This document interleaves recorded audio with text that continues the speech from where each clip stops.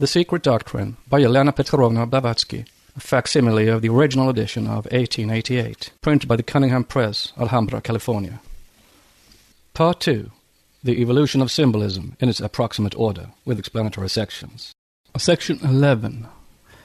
Demon est Deus inversus.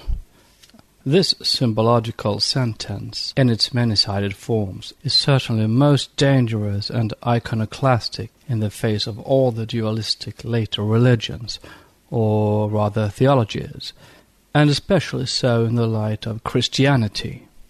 Yet it is neither just nor correct to say that it is Christianity which has conceived and brought forth Satan.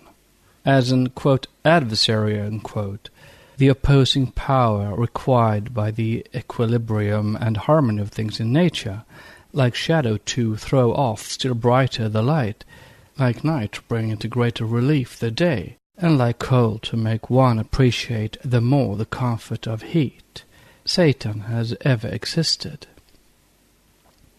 Homogeneity is one and indivisible, but if the homogeneous one and absolute is no mere figure of speech, and if heterogeneity in its dualistic aspect is its offspring, its bifurcous shadow or reflection, then even that divine homogeneity must contain in itself the essence of both good and evil.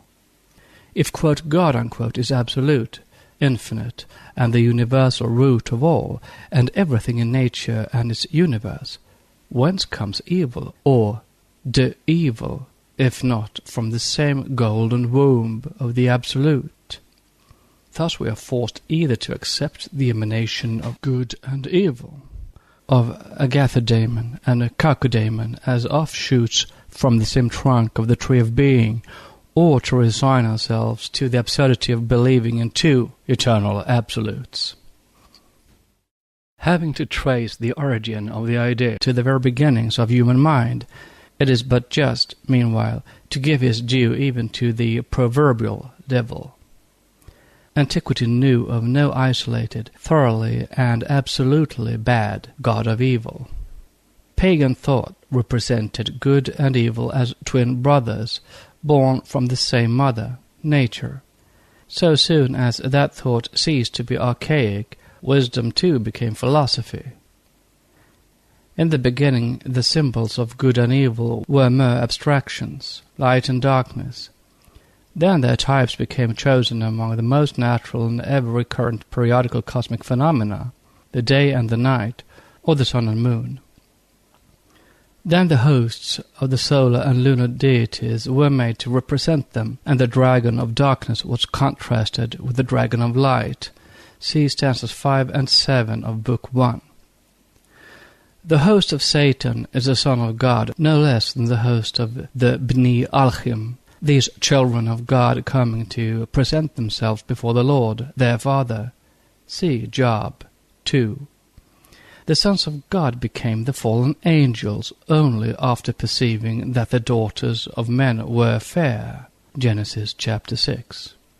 In the Indian philosophy, the Suras are among the earliest and the brightest gods, and became Asuras only when dethroned by Brahminical fancy. Satan never assumed an anthropomorphic, individualized shape until the creation by man of a one living, personal God had been accomplished, and then merely as a matter of prime necessity. A screen was needed, a scapegoat to explain the cruelty, blunders, and but too evident injustice perpetrated by him for whom absolute perfection, mercy, and goodness were claimed. This was the first karmic effect of abandoning a philosophical and logical pantheism to build as a prop for lazy man, quote, a merciful Father in heaven, unquote, whose daily and hourly actions as natura naturans, the comely mother but stone cold, belie the assumption. This led to the primal twins, Osiris Typhon, Ormuzd Ahriman, and finally Cain Abel and the tutti quanti of contraries. Having commenced by being synonymous with nature, quote, God, unquote, the Creator, ended by being made its author. Pascal settles the difficulty very cunningly. Nature has perfections in order to show that she is the image of God, and defects in order to show that she is only his image, he says. The further back one recedes into the darkness of the prehistoric ages, the more philosophical does the prototypic figure of the later Satan appear. The first, quote, adversary, unquote, in individual human form that one meets with in the old Puranic literature is one of her greatest rishis and yogis, Narada, surnamed the Strife Maker. And he is a Brahmaputra, a son of Brahma the male. But of him later on. Who the great deceiver really is, one can ascertain by searching for him with open eyes and an unprejudiced mind in every old cosmogony and scripture. It is the anthropomorphized demiurge, the creator of heaven and earth when separated from the collective hosts of his fellow creators, whom, so to speak, he represents and synthesizes. It is now the god of theologies. The thought is father to the wish. Once upon a time a philosophical symbol left to perverse human fancy, afterwards fashioned into a fiendish, deceiving, cunning, and jealous god. Dragons and other fallen angels being described in other parts of this work, a few words upon the much slandered Satan will be sufficient. That which the student will do well to remember is that, with every people except the Christian nations, the devil is to this day no worse an entity than the opposite aspects in the dual nature of the so-called Creator. This is only natural. One cannot claim God as the synthesis of the whole universe, as omnipresent and omniscient and infinite, and then divorce him from evil. As there is far more evil than good in the world, it follows on logical grounds that either God must include evil, or stand as the direct cause of it, or else surrender his claims to absoluteness. The ancients understood this so well that their philosophers, now followed by the Kabbalists, defined evil as the leaning of God or good, demon est Deus inversus, being a very old adage. Indeed, evil is but an antagonizing blind force in nature.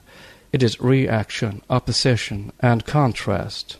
Evil for some, good for others. There is no malum in se, only the shadow of light, without which light could have no existence, even in our perceptions.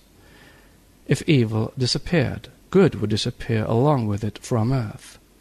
The old dragon was pure spirit before he became matter, passive before he became active.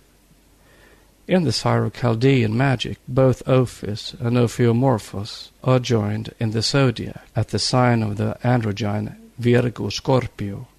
Before its fall on earth, the quote, serpent unquote, was Ophis Christos, and after its fall it became Ophiomorphos Christos.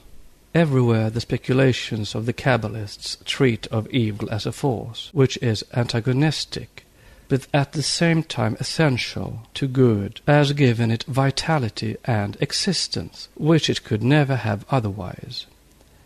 There would be no life possible, in the Mayavic sense, without death, nor regeneration and reconstruction without destruction. Plants would perish in eternal sunlight, and so would man, who would become an automaton without the exercise of his free will and aspirations after that sunlight, which would lose its being and value for him had he nothing but light. Good is infinite and eternal only in the eternally concealed from us, and this is why we imagine it eternal. On the manifested planes, one equilibrates the other. Few are those theists and believers in a personal God who do not make of Satan the shadow of God, or who, confounding both, do not believe that they have a right to pray to that idol, asking its help and protection for the exercise and impunity of their evil and cruel deeds. Lead us not into temptation is addressed daily to our Father which art in heaven, and not to the devil by millions of human Christian hearts. They do so, repeating the very words put in the mouth of their Saviour, and do not give one thought to the fact that their meaning is contradicted point-blank by James, the brother of the Lord, Let no man say, when he is tempted, I am tempted of God. For God cannot be tempted with evil, neither tempteth he any man. From James 1:13. Why then say that it is the devil who tempts us, when the Church teaches us on the authority of Christ that it is God who does so?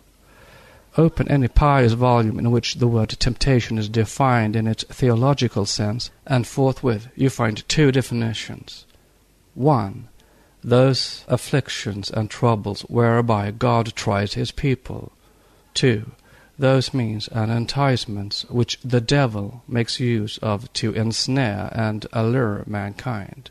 St. James 1, verse 2, 12, and Matthew 6, verse 13. If accepted literally, the two teachings of Christ and James contradict each other, and what dogma can reconcile the two if the occult meaning is rejected? Between the alternative elements, wise will be that philosopher who will be able to decide where God disappears to make room for the devil. Therefore, when we read that the devil is a liar and the father of it, that is, incarnate lie, and are told in the same breath that Satan, the devil, was the Son of God and the most beautiful of his archangels, rather than believe that Father and Son are a gigantic, personified, and eternal lie, we prefer to turn to pantheism and to pagan philosophy for information. Once that the key to Genesis is in our hands, it is the scientific and symbolical Kabbalah which unveils the secret. The great serpent of the Garden of Eden and the Lord God are identical, and so are Jehovah and Cain one. That Cain who is referred to in theology as the murderer and the liar to God. Jehovah tempts the king of Israel to number the people, and Satan tempts him to do the same in another place. Jehovah turns into the fiery serpents to bite those he is displeased with, and Jehovah informs the brazen serpent that heals them. These short and seemingly contradictory statements in the Old Testament, contradictory because the two powers are separated instead of being regarded as the two faces of one and the same thing, are the echoes distorted out of recognition by exotericism and theology of the universal and philosophical dogmas in nature, so well understood by the primitive sages. We find the same groundwork in several personifications in the Puranas, only far more ample and philosophically suggestive. Thus, Pulastya, a son of God, one of the first progeny, is made the progenitor of demons. The Rakshasas, the tempters and the devourers of men. Pisaka, female demon, is a daughter of Daksha, the son of God too, and the mother of all the Pisakas. Padma Purana. The demons, so called in the Puranas, are very extraordinary devils when judged from the standpoint of European and Orthodox views about these creatures, since all of them, Danavas, Daityas, Pisakas, and the Rakshasas, are represented as extremely pious, following the precepts of the Vedas, some of them even being great yogis. But they oppose the clergy and ritualism, sacrifices and forms, just what the full-blown yogins do to this day in India, and are no less respected for it, though they are allowed to follow neither caste nor ritual. Hence all those Puranic giants and titans are called devils. The missionaries, ever on the watch to show, if they can, the Hindu traditions no better than a reflection of the Jewish Bible, have evolved a whole romance on the alleged identity of Pulastya with Cain, and of the Rakshasas with the Cainites, the accursed, the cause of the Noachian deluge. See the work of Abbe Goresio, who, quote, etymologizes, unquote, Pulastya's name as meaning the rejected, hence Cain, if you please. Pulastya dwells in Kedara, he says, which means a dug-up place, a mine, and Cain is shown in tradition and the Bible as the first worker in metals and a miner thereof. While it is very probable that the Giborim, the giants of the Bible, are the Rakshasas of the Hindus, it is still more certain that both are Atlanteans and belong to the submerged races. However it may be, no Satan could be more persistent in slandering his enemy or more spiteful in his hatred than the Christian theologians are in cursing him as the father of every evil. Compare their vituperations and opinions given about the devil with the philosophical views of the Puranic sages and their Christ-like mansuetude. When Parasara, whose father was devoured by Rakshasa, was preparing himself to destroy magically the whole race, his grandsire Vasishta says a few extremely suggestive words to him. He shows the irate sage, on his own confession, that there is evil and karma, but no evil spirits. "Let thy wrath be appeased," he says. "The Rakshasas are not culpable. Thy father's death was the work of karma. Anger is the passion of fools. It becometh not a wise man." By whom, it may be asked, is anyone killed? Every man reaps the consequences of his own acts. Anger, my son, is the destruction of all that man obtains, and prevents the attainment of emancipation. The sages shun wrath. Be not thou, my child, subject to its influence. Let not those unoffending spirits of darkness be consumed. Let thy sacrifice cease. Mercy is the might of the righteous. Vishnu Purana, Book 1, Chapter 1. Thus, every such, quote, sacrifice, unquote, or prayer to God for help is no better than an act of black magic.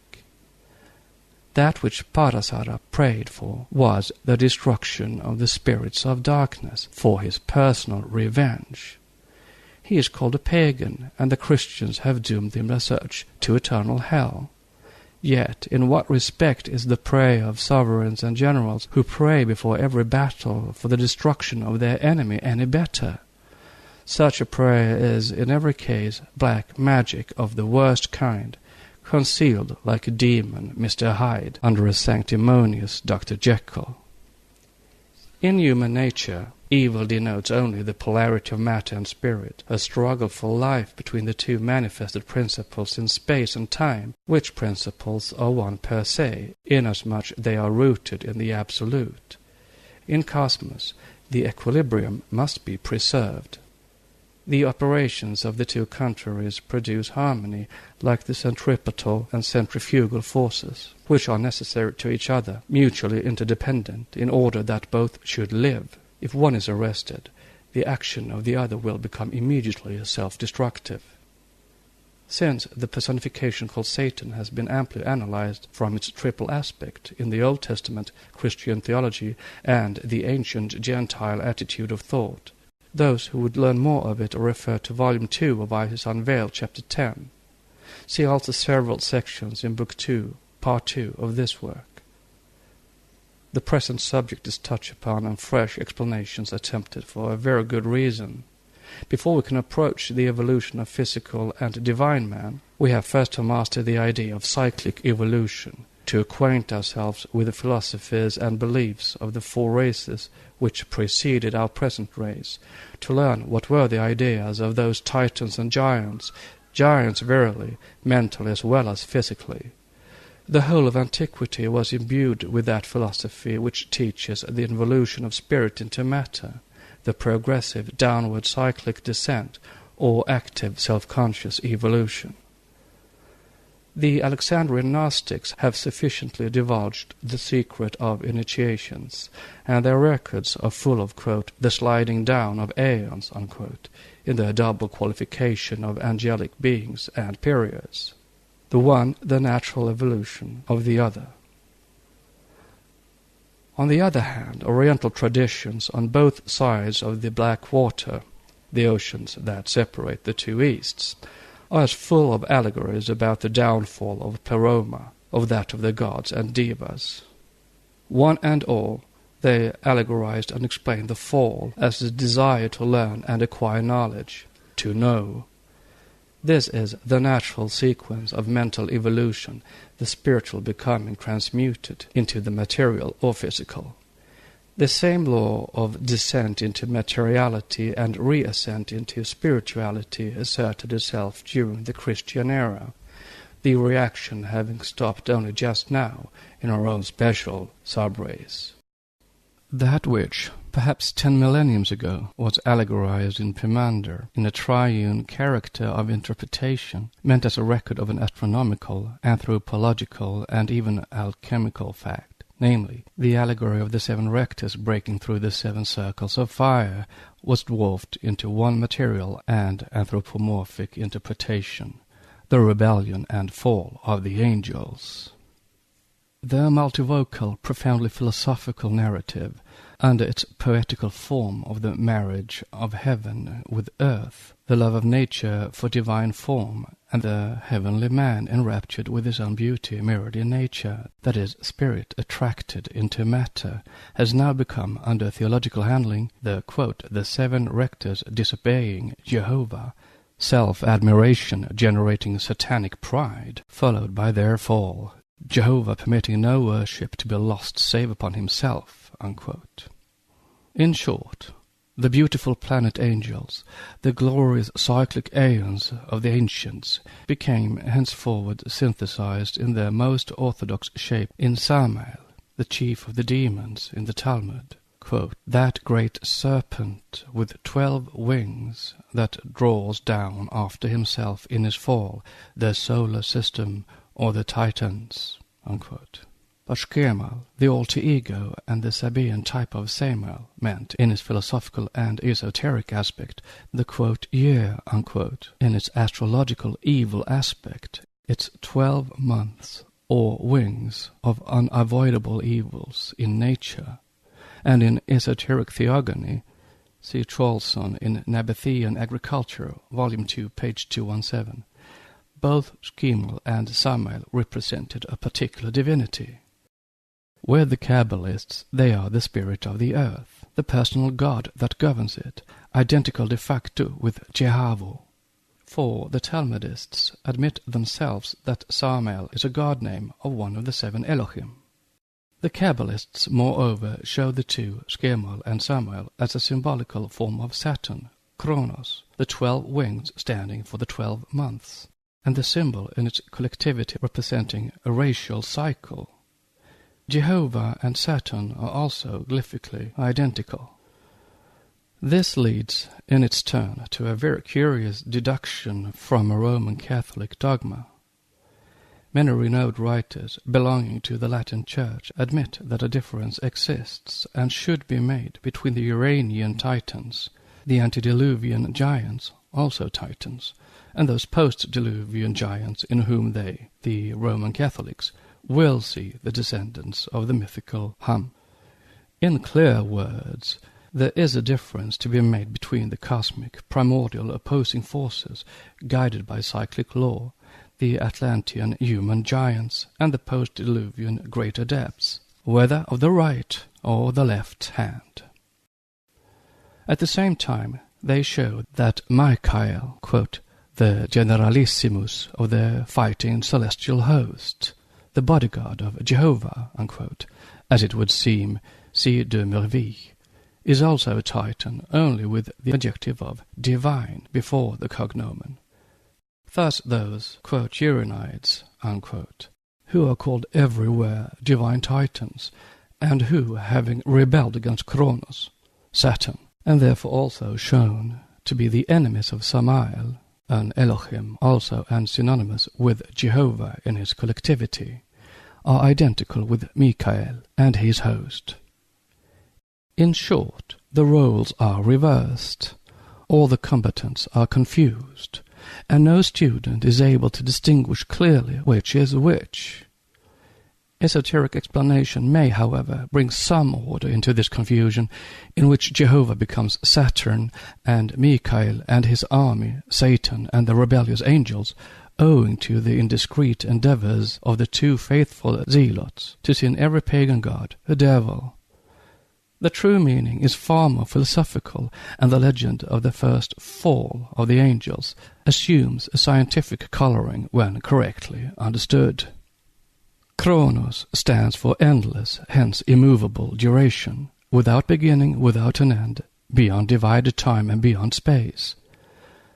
Those, quote, angels, unquote, genii or devas, who were born to act in space and time, that is, to break through the 7 circles of the superspiritual planes into the phenomenal or circumscribed superterrestrial regions, are said allegorically to have rebelled against Kronos and fought that then one living and highest God. In his turn, when Kronos is represented as mutilating Uranus, his father, the meaning of this mutilation is very simple. Absolute time is made to become the finite and the conditioned. A portion is robbed from the whole, thus showing that Saturn, the father of the gods, has been transformed from eternal duration into a limited period. Cronus cuts down with his scythe even the longest and to us seemingly endless cycles, yet for all that limited in eternity, and puts down with the same scythe the mightiest rebels. Nay, not one will escape the scythe of time. Praise the god or gods, or flout, one or both, and that scythe will not be made to tremble 1/1,000,000th of a second in its ascending or descending course. The Titans of Hesiod's Theogony were copied in Greece from the Suras and Asuras of India. These Hesiodic Titans, the Uranides, numbered once upon a time as only 6, having been recently discovered to be 7, the 7th being called Phoric, in an old fragment relating to the Greek myth. Thus their identity with the 7 rectors is fully demonstrated. The origin of the war in heaven and the fall has, in our mind, to be traced unavoidably to India, and perhaps far earlier than the Puranic accounts thereof. For Taramaya was in a later age, and there are 3 accounts, each of a distinct war, to be traced in almost every cosmogony. The first war happened in the night of time, between the gods, the Asuras, and lasted for the period of 1, quote, divine year, unquote. Note, 1 day of Brahma lasting 4,320,000,000 years. Multiply this by 365. The Asuras here, no gods but demons, are still Suras, gods high in hierarchy than such secondary gods as are not even mentioned in the Vedas. The duration of the war shows its significance, and that they are only the personified cosmic powers. It is evidently for sectarian purposes and out of odium theologicum that the elusive form assumed by Vishnu Mayamura was attributed in later rearrangements of old texts to himself. He also fancied he found an allusion to Buddhism in Bhagavad Gita, whereas, as proven by K.T. Telank, he had only confused the Buddhists and the older Charvaka materialists. The version exists nowhere in other Puranas, if the inference does, as Professor Wilson claims, in the Vishnu Purana, the translation of which, especially of Book 3, Chapter 18, where the Reverend Orientalist arbitrarily introduces Buddha and shows him teaching Buddhism to Daityas, led to another, quote, great war, unquote, between himself and Colonel Fans Kennedy. The latter charged him publicly and willfully distorting Puranic texts. I affirm, wrote the Colonel at Bombay in 1840, that the Puranas do not contain what Professor Wilson has stated is contained in them. Until such passages are produced, I may be allowed to repeat my former conclusions, that Professor Wilson's opinion that the Puranas as now extant and compilations made between the 8th and 17th centuries, Anno Domini, rests solely on gratuitous assumptions and unfounded assertions, and that his reasoning in support of it is either futile, fallacious, contradictory, or improbable. See Vishnu Purana, translated by Wilson, edition by Fitz-Edward Hall, Volume 5, Appendix. End of note. On this occasion, the deities were defeated by the Daityas under the leadership of Hrada. After that, owing to a device of Vishnu, to whom the conquered gods applied for help, the latter defeated the Asuras. In the Vishnu Purana, no interval is found between the 2 wars. In the esoteric doctrine, one war takes place before the building of the solar system, another on earth at the, quote, creation, unquote, of man, and a third, quote, war, unquote, is mentioned as taking place at the close of the fourth race, between its adepts and those of the fifth race, that is, between the initiates of the sacred island and the sorcerers of Atlantis. We shall notice the first contest as recounted by Parashara, while trying to separate the two accounts purposely blended together. It is there stated that as the Daityas and Asuras were engaged in the duties of their respective orders, Varna, and followed the path prescribed by Holy Writ, practicing also religious penance, a queer employment for demons if they are identical with our devils, as it is claimed, it was impossible for the gods to destroy them. The prayers addressed by the gods to Vishnu are curious as showing the ideas involved in an anthropomorphic deity, having, after their defeat, quote, fled to the northern shore of the Milky Ocean, Atlantic Ocean. The discomfited gods address many supplications to the first of beings, the divine Vishnu, and among others this one: Glory to thee, who art one with the saints, whose perfect nature is ever blessed. Glory to thee, who art one with the serpent race, double-tongued, impetuous, cruel, insatiate of enjoyment, and abounding with wealth. Glory to thee, O Lord, who hast neither color, nor extension, nor size, Gana, nor any predictable qualities, and whose essence, Rupa, purest of the pure, is appreciable only by holy Paramarshi, greatest of sages or rishis. We bow to thee in the nature of Brahma, uncreated, undecaying, Avyaya, who art in our bodies and in all other bodies, and in all living creatures, and beside whom nothing exists. We glorify that Vasudeva, the Lord of all, who is without soil, the seed of all things, exempt from dissolution, unborn, eternal, being in essence Parampadatmavat, beyond the condition of spirit, and in essence and substance Rupa, the whole of this universe. From Book 3, Chapter 17, Vishnu Purana. Note on the northern shore of the Milky Ocean, Atlantic Ocean. This statement belongs to the third war, since the terrestrial continents, seas, and rivers are mentioned in connection with it. End of note. The above is quoted as an illustration of the vast field offered by the Puranas to adverse and erroneous criticism by every European bigot who forms an estimate of an alien religion on mere external evidence.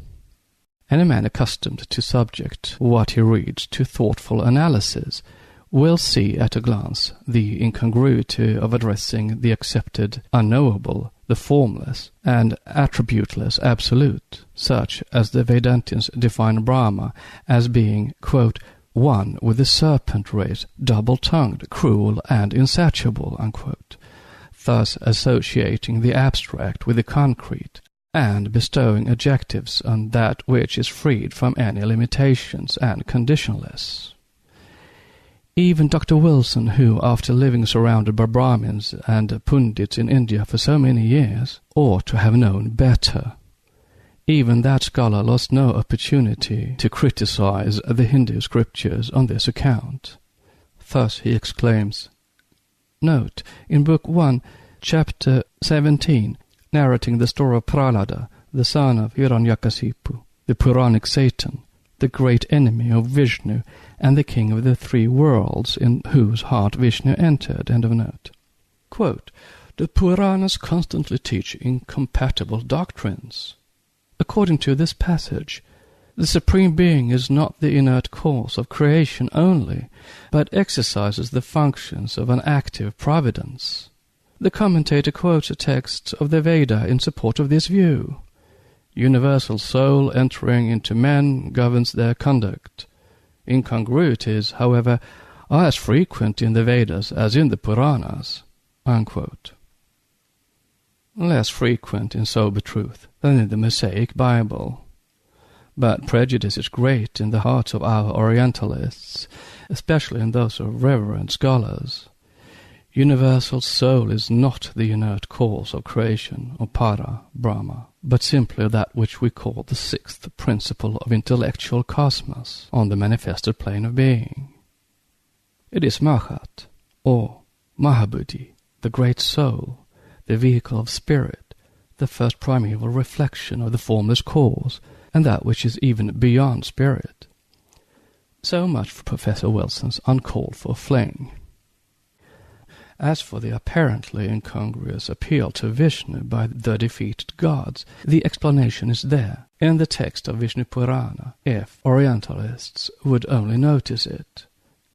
Note: this ignorance is truly and beautifully expressed in the praise of the yogins to Brahma, the upholder of the earth, in Book 1, Chapter 4 of Vishnu Purana, when they say, "Those who have not practiced devotion conceive erroneously of the nature of the world. The ignorant who do not perceive that this universe is of the nature of wisdom, and judge of it as an object of perception only, are lost in the ocean of spiritual ignorance. But they who know true wisdom, and whose minds are pure, behold this whole world as one with divine knowledge, as one with thee, O God. Be favorable, O universal spirit." End of note. There is Vishnu as Brahma, and Vishnu in his two aspects, philosophy teaches. There is but one Brahma, essentially Prakriti and spirit, etc. Therefore, it is not Vishnu, the inert cause of creation, which exercised the functions of an active providence, but the universal soul, that which Eliphas Levi calls astral light in its material aspect. And this, quote, soul, unquote, is, in its dual aspect of spirit and matter, the true anthropomorphic God of the theists, as this God is a personification of that universal creative agent, pure and impure both, owing to its manifested condition and differentiation in this myopic world, God and devil, truly. But Dr. Wilson failed to see how Vishnu in this character closely resembles the Lord God of Israel, especially in his policy of deception, temptation, and cunning. In the Vishnu Purana this is made as plain as can be, for it is said there that, quote, "At the conclusion of their prayers, stotra, the gods beheld the sovereign deity Hari, Vishnu, armed with the conch, the discus, and the mace, riding on Garuda." Unquote. Now, Garuda is the manvantaric cycle, as will be shown in its place. Vishnu, therefore, is the deity in space and time, the peculiar god of the Vaishnavas, a tribal or racial god, as they are called in esoteric philosophy, that is, one of the many Dhyanis or gods or Elohim, one of whom was generally chosen for some special reasons by a nation or a tribe, and thus became gradually a god above all gods. 2 Chronicles chapter 2, verse 5. The highest god as Jehovah, Osiris, Bel, or any other of the 7 regents. The tree is known by its fruit, the nature of a god by his actions. The latter we have either to judge by the dead letter narratives or to accept allegorically. If we compare the two, Vishnu as the defender and champion of the defeated gods, and Jehovah, the defender and champion of the chosen people, so called by defender and champion of the, quote, chosen, unquote, people, so called by antiphrasis, no doubt, as it is the Jews who had chosen that, quote, jealous, unquote, God, we shall find that both use deceit and cunning. They do so on the principle of the end justifying the means, in order to have the best of their respective opponents and foes, the demons. Thus, while, according to the Kabbalists, Jehovah assumes the shape of the tempting serpent in the Garden of Eden, sends Satan with a special mission to tempt Job, and harasses and wearies Pharaoh with Sarai, Abraham's wife, and hardens his heart against Moses, lest there should be no opportunity for plaguing his victims with great plagues, from Genesis chapter 12, Exodus. Vishnu is made in his Purana to resort to a trick no less unworthy of any respectable god. Quote, "Have compassion upon us, O Lord, and protect us who have come to thee for succor from the Daityas, demons. Pray the defeated gods. They have seized upon the three worlds and appropriated the offerings which are our portion, taking care not to transgress the precepts of the Veda, although we, as well as they, are parts of thee, engaged as they are in the paths prescribed by the Holy Writ. It is impossible for us to destroy them.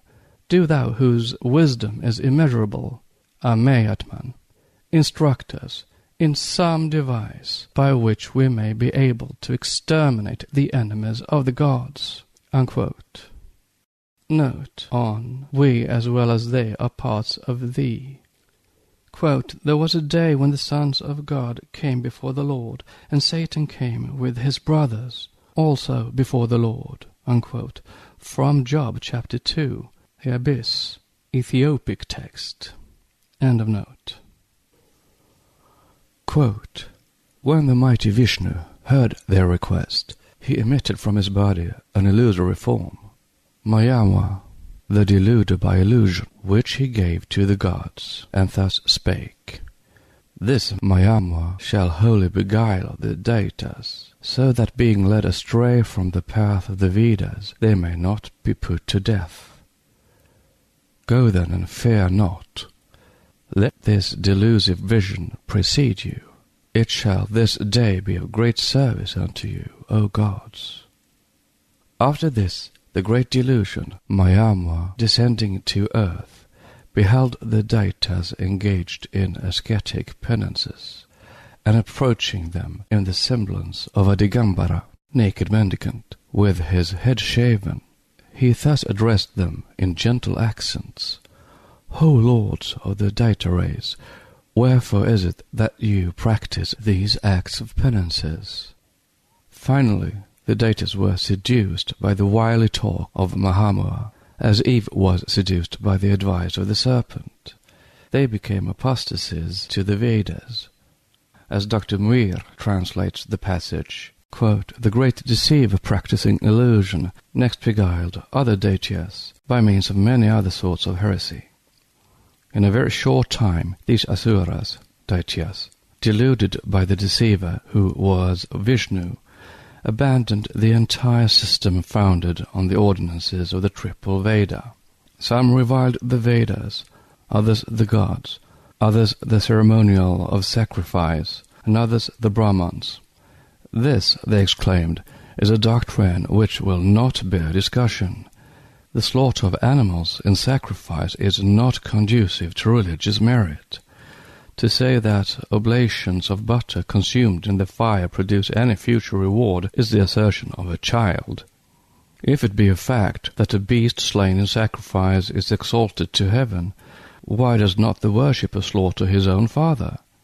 Infallible utterances do not, great Asuras, fall from the skies. It is only assertions founded on reasoning that are accepted by me and by other intelligent persons like yourselves. Thus by numerous methods the Daityas were unsettled by the great deceiver, reason. When they had entered upon the path of error, the gods mustered all their energies and approached to battle. Then followed a combat between the gods and the Asuras, and the latter, who had abandoned the right road, were smitten by the former. In previous times they had been defended by the armor of righteousness which they bore, but when that had been destroyed, they also perished. Quote from Journal of the Royal Asiatic Society, Volume 19, page 302. Whatever may be thought of Hindus, no enemy of theirs can regard them as fools, a people whose holy men and sages have left to the world the greatest and most sublime philosophies that ever emanated from the minds of men, must have known the difference between right and wrong. Even a savage can discern white from black, good from bad, and deceit from sincerity and truthfulness.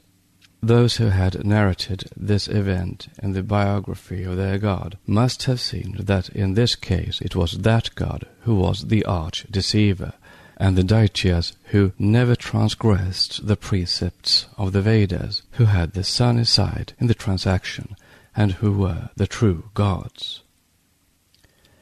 Thence there must have been, and there is, a secret meaning hidden under this allegory. In no class of society, in no nation, are deceit and craft considered as divine virtues, except perhaps in the clerical classes of theologians and modern Jesuitism. The Vishnu Purana, like all other works of this kind, has passed at a later period into the hands of the temple Brahmins, and the old manuscripts have no doubt been once more tampered with by sectarians. Note in the Vishnu Purana: Wilson's opinion that the Vishnu Purana is a production of our era, and that in its present form it is not earlier than between the 8th and the 17th (!) century, is absurd beyond noticing. End of note. But there was a time when the Puranas were esoteric works, and so they are still for the initiates who can read them with the key that is in their possession. Whether the Brahmin initiates will ever give out the full meaning of these allegories is a question with which the writer is not concerned. The present object is to show that, while honoring the creative powers in their multiple forms, no philosopher could, or even has, accepted the allegory for the true spirit, except perhaps some philosophers belonging to the present, quote, superior and civilized, unquote, Christian races. For as shown, Jehovah is not one whit the superior of Vishnu on the plane of ethics. This is why the occultists, and even some Kabbalists, whether they regard or not those creative forces as living and conscious entities, and one does not see why they should not be so accepted, will never confuse the cause with the effect, and accept the spirit of the earth for Parabrahm or Ein Sof. At all events, they know well the true nature of what was called Father Aether by the Greeks, Jupiter, Titan, etc., etc. They know that the soul of the astral light is divine, and its body the light waves on the lower planes, infernal. This light is symbolized by the magic head in the Zohar, the double face on the double pyramid, the black pyramid rising against a pure white ground, with the white head and face within its black triangle, the white pyramid inverted, the reflection the first in the dark waters, showing the black reflection of the white face. This is the astral light, or Demon est Deus inversus. Next section is section 12, the Theogony of the Creative Gods.